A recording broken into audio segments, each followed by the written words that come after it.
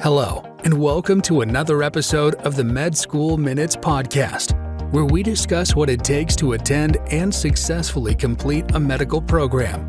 This show is brought to you by St. James School of Medicine. Here is your host, Kaushik Guha. Welcome. Thank you so much for tuning back into the second episode of Med School Minutes, where we talk about everything MD with a focus on the international student, specifically the Caribbean. My name is Kaushik Guha. I'll be your host, and today we have a very exciting topic to talk about. We are going to be talking about the ECFMG 2024 accreditation rule change, what that is, how that affects you, does it affect you at all, and what this means. This is a very, very important change.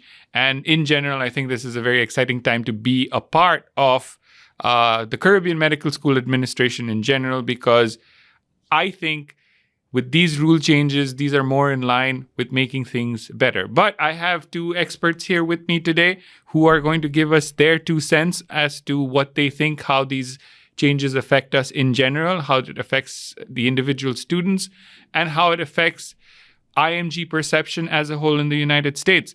So without further ado, I'd like to introduce Mr. Maharaj Mitra. He's the Vice President of Administration at St. James. And I also have Sherry Rodriguez, who is in charge of Registrar Services at St. James School of Medicine. Welcome.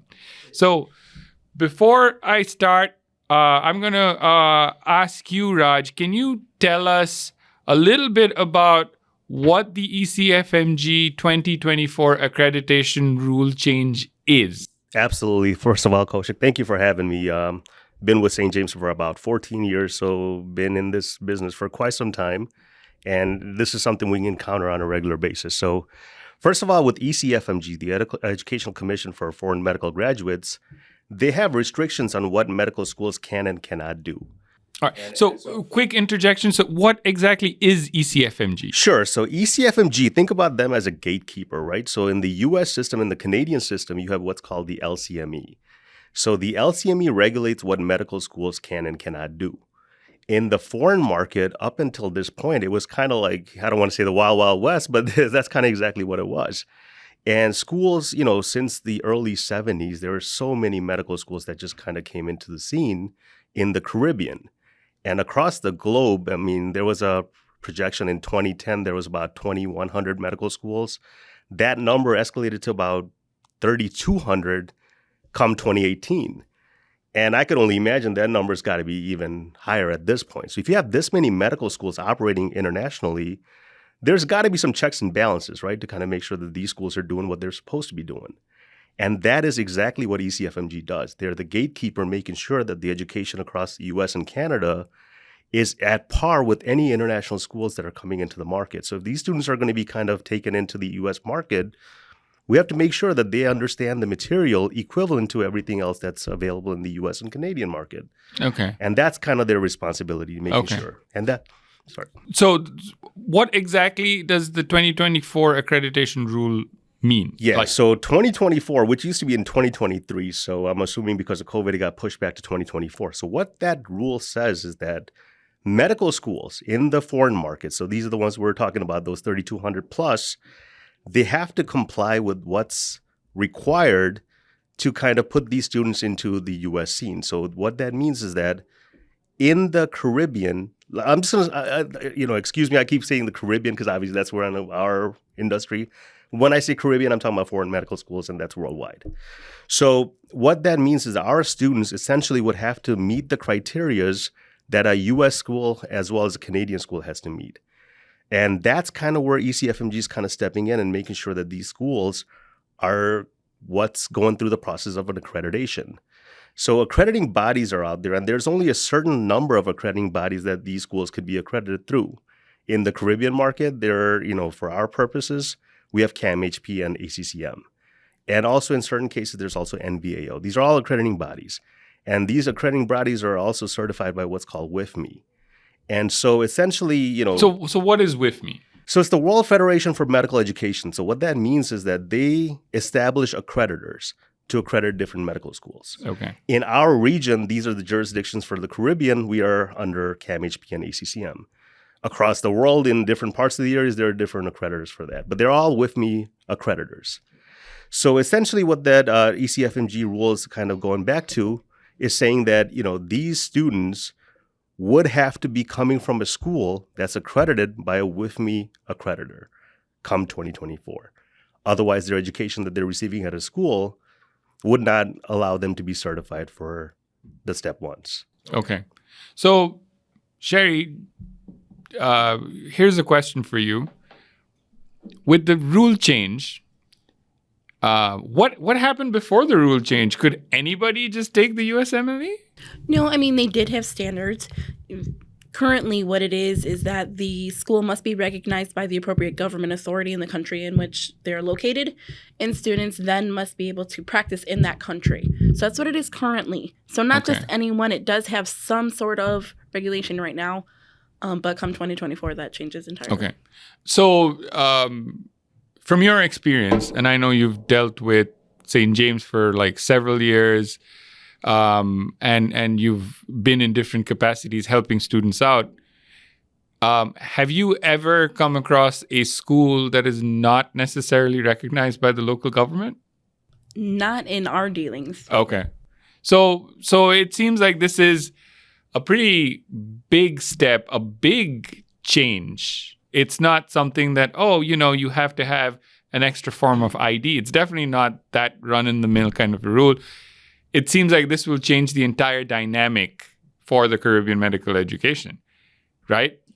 Yeah, absolutely. This is kind of holding these schools, their feet to the fire, essentially, right? Because they're making sure that these schools are doing the right things. And at the end of the day, it's for the consumers, right? Which is the students. There's a wealth of, information available to the student now. Now they can easily, this thing that we have in our hands, our smartphones, is the smartest tool that we have. And it takes a couple of minutes for now students to kind of recognize what programs are right for them and what program's going to give them what they're requiring. And ultimately, it's to become a physician.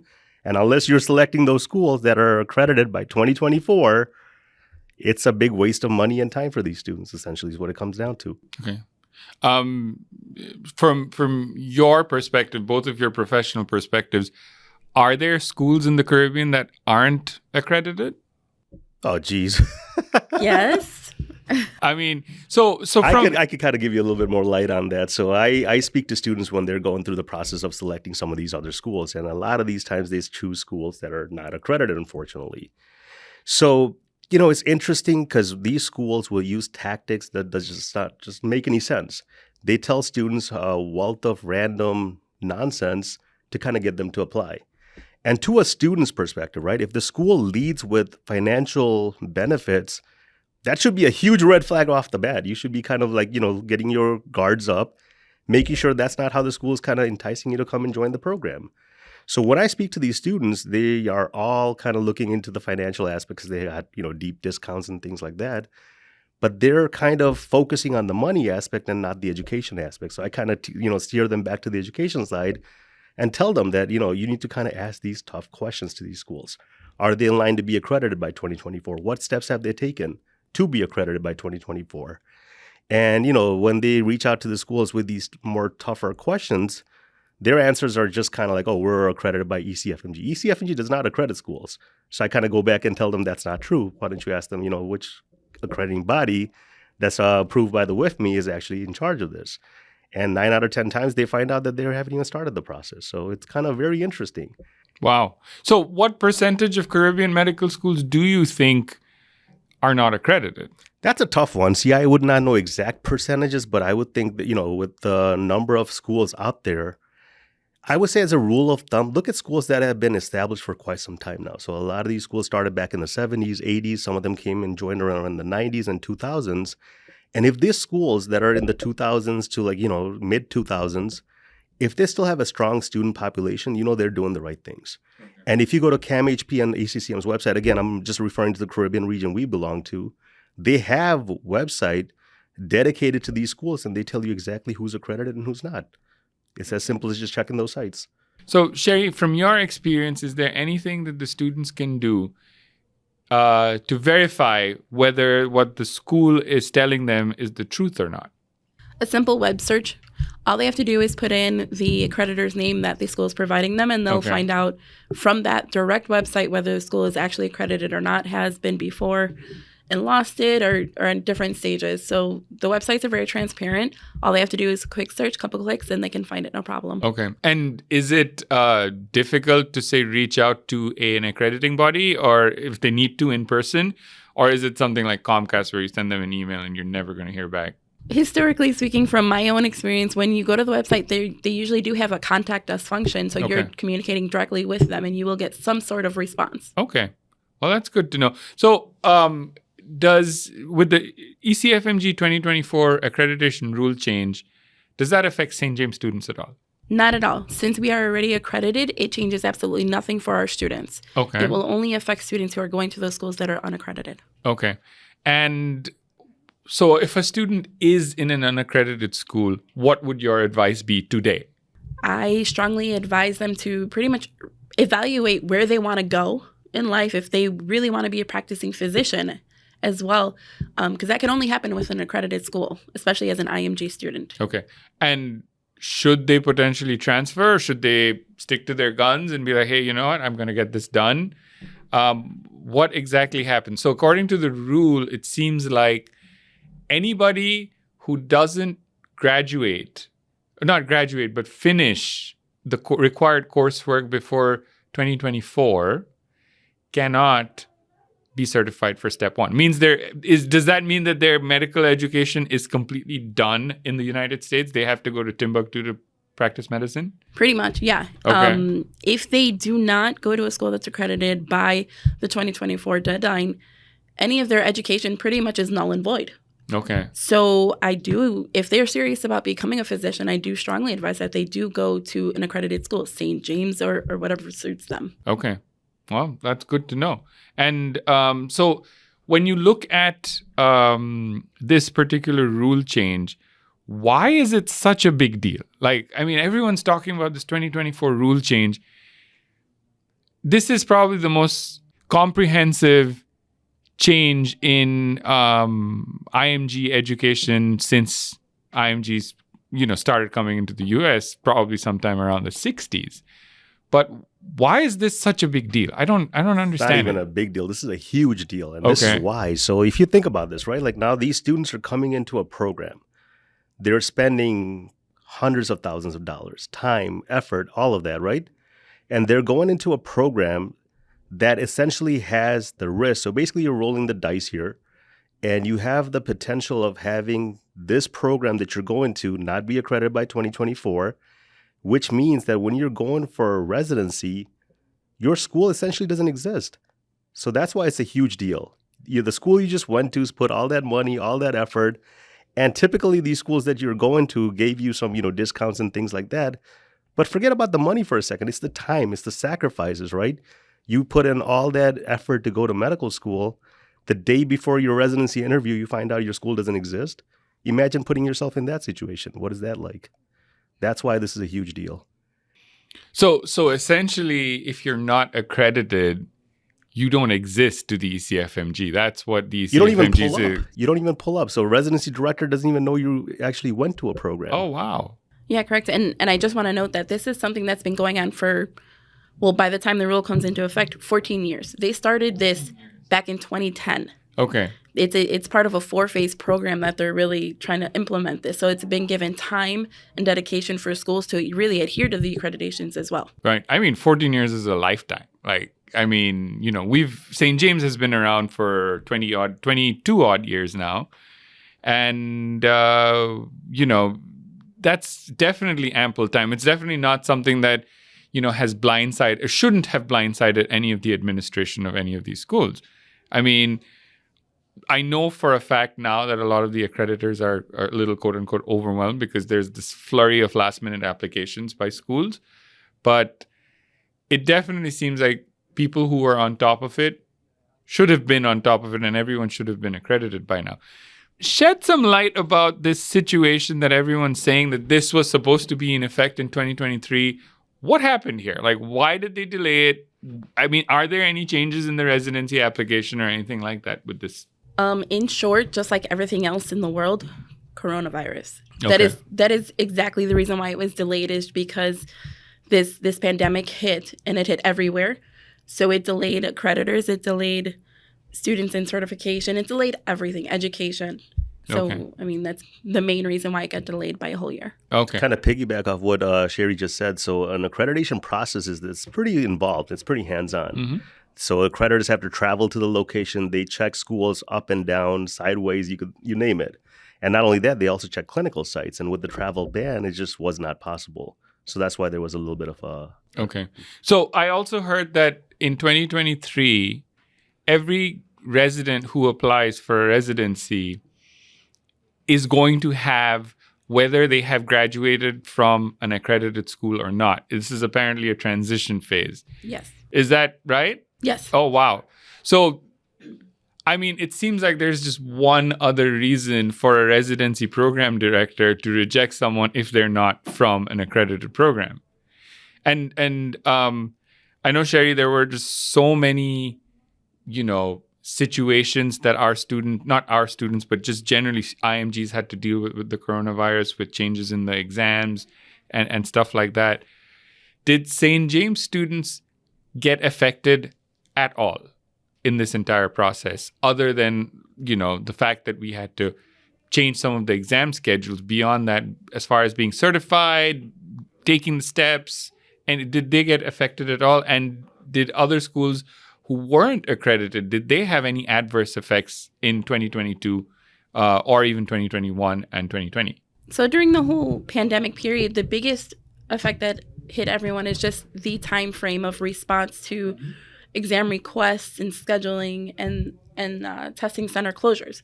That was the biggest impact. There were some exam changes, like, for example, Step 2 CS, that is no longer in existence. So schools then had to change. How do they evaluate their student for that skill? Okay. So, but I heard in 2022, or 2021 rather, that schools that weren't accredited couldn't put their students up for residency. Is that right?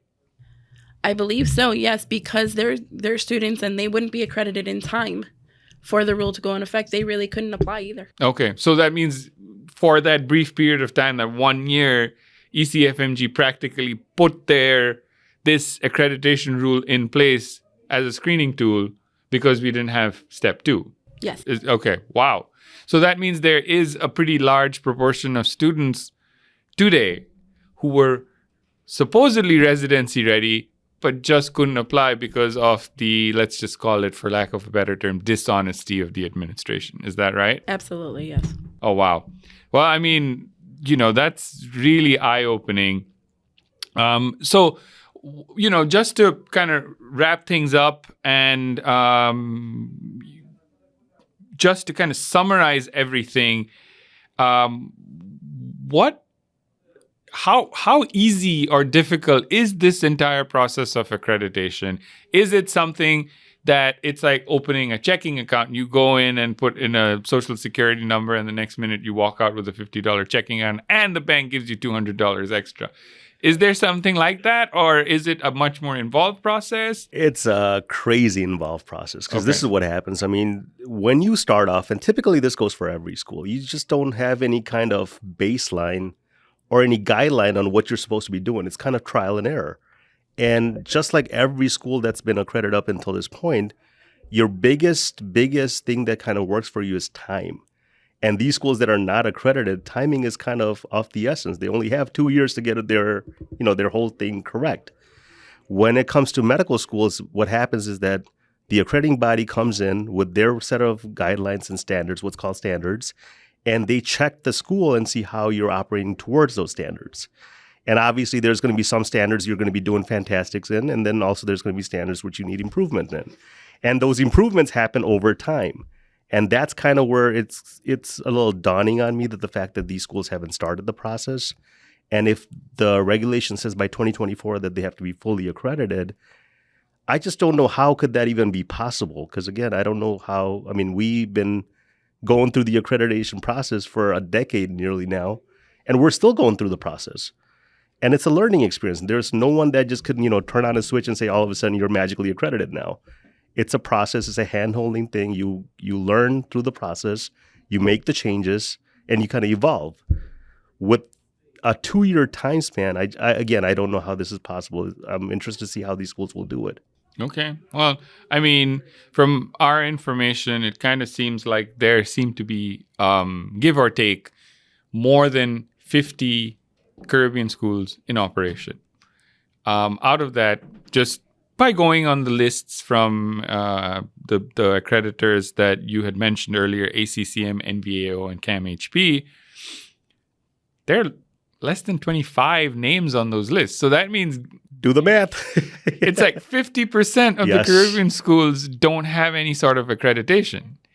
And, well, I mean, so to sum things up, if you do not know who your school's accreditor is, turn tail and run.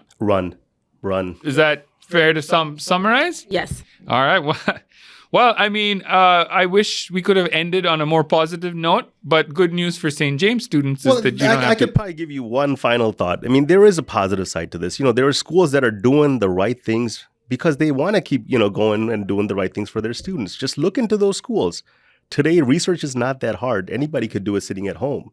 Just spend the time, know what you're looking for, and just look for those schools that already have put in the sweat, the tear, the blood, and they're doing things the right way. All you got to do is just select those schools. As simple as that. Yeah. Save yourself the headache. Right. I could tell you one thing. ECFMG, if you are looking for a foreign medical school, they have a whole selection page to help you narrow down schools. They're saving grace out there. Oh, wow. So ECFMG actually has a resource on their website. They do. Fantastic. We're going to put up that link on our comment sections for anybody who's interested.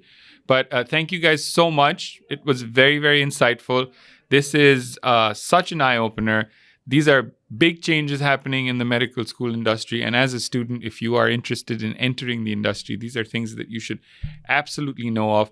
And the only place to get it is Med School Minutes, where we talk to industry leaders and industry experts to give you the guidance you need to make a good decision. Thank you so much. And remember, there is absolutely no shortcut to being a doctor. Thank you. Thank you so much for tuning into our show. We hope you enjoyed another episode of Med School Minutes. If you like our content, please follow us and receive notification when a new show is posted. This podcast is brought to you by St. James School of Medicine. For a video version of this podcast, please check us out on sjsm.org/video.